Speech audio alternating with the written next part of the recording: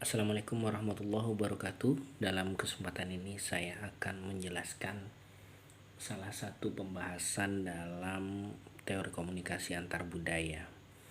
Di sini saya akan menjelaskan teori namanya Anxiety or Uncertainty Management Theory, atau dalam bahasa Indonesia teori manajemen kecemasan dan ketidakpastian. Teori ini dipopulerkan oleh William Goody Kunz ya, pada sekitaran tahun 1985. Beliau menyebut bahwa orang-orang itu berupaya untuk menghilangkan kecemasan dan ketidakpastian saat berkomunikasi antar budaya, saat berkomunikasi dengan orang asing yang punya perbedaan-perbedaan budaya. Maka orang itu harus memoderasi. Memoderasi itu mengontrol perasaannya, kecemasannya, ketidakpastiannya.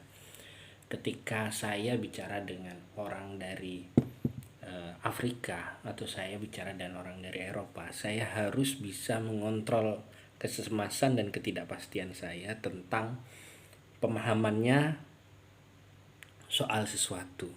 Mungkin berbeda, saya dengan dia itu berbeda. Maka jangan sampai saya belum berkomunikasi, saya sudah takut duluan. Itu yang disampaikan William Goody Kunz. Orang harus bisa mengontrol kecemasannya, mengontrol ketidakpastiannya. Kalau dalam bahasa agama itu mirip-mirip dengan konsep husnuzon. Kita jangan berpikir dulu bahwa orang nanti tidak mengerti dengan kita. Kita jangan berpikir dulu bahwa orang nanti tidak tahu dengan tujuan kita. Kita jangan berpikir dulu bahwa orang itu akan berbuat buruk kepada kita.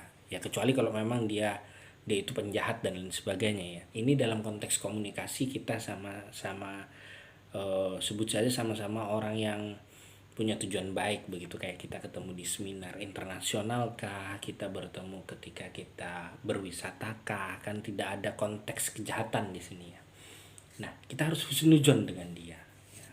Kita harus husnudzon dengan komunikasi-komunikasi yang akan terbangun. Itu yang dimaksud oleh William Goody Kunz tentang bagaimana memanajemen kecemasan dan ketidakpastian tadi ya.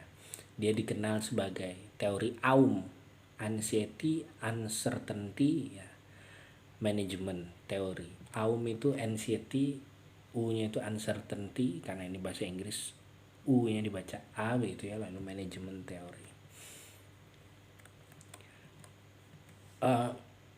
Kita tertentu ketika berkomunikasi dan orang baru, apalagi berbeda latar belakang, ada kecemasan itu, ketidakpastian, ketakutan kalau orang tersebut tidak memahami apa yang kita katakan. Maka itu paling penting adalah menghindari prasangka dan stereotip itu tadi. Stereotip itu berprasangka buruk begitu ya.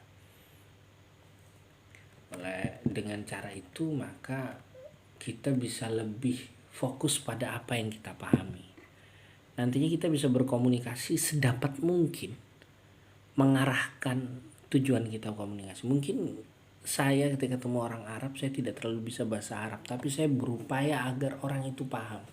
Saya memakai kosakata saya yang sedikit itu agar dia paham dan apa yang saya sampaikan. Mungkin saya menyebutkan isyarat-isyarat dan seterusnya dan sebagainya supaya dia paham.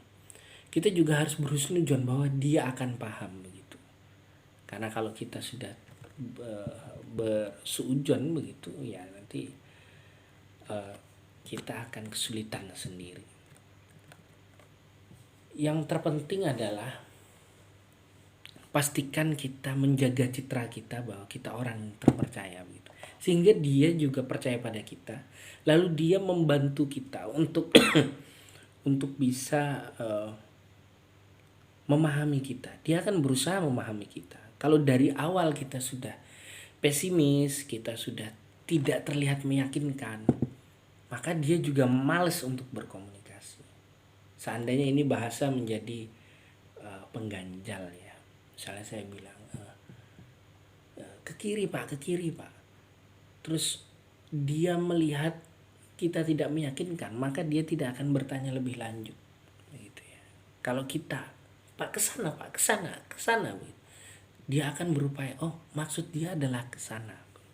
Kita harus meyakinkan diri dia dengan cara kita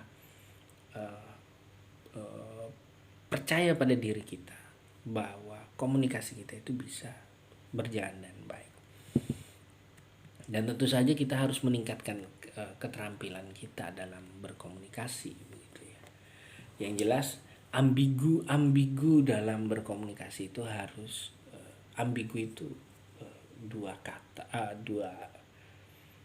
satu hal yang berbeda makna. Karena dalam berkomunikasi kita harus menyamakan persepsi, harus menyamakan pemahaman begitu ya. Kita berupaya membangun itu dengan optimis, dengan penuh kepercayaan diri, dengan menghindarkan suudzon tadi. Begitu ketika kita ketemu dengan kawan kita dari berbeda budaya atau orang lain lah dari berbeda budaya.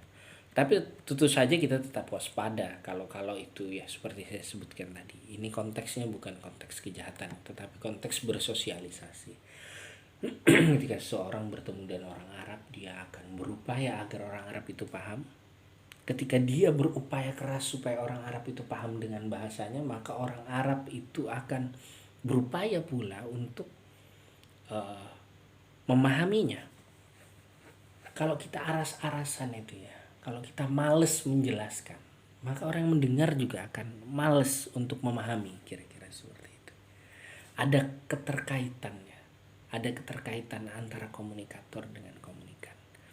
Demi apa? Demi menghilangkan kecemasan, menghilangkan ketidakpastian dalam berkomunikasi itu. Harus sama-sama peka, harus terutama komunikatornya. Kita harus peka dulu supaya komunikannya atau yang diajak bicara itu juga menjadi peka juga terhadap kita. Itu sedikit tentang teori William Goody Kunz tentang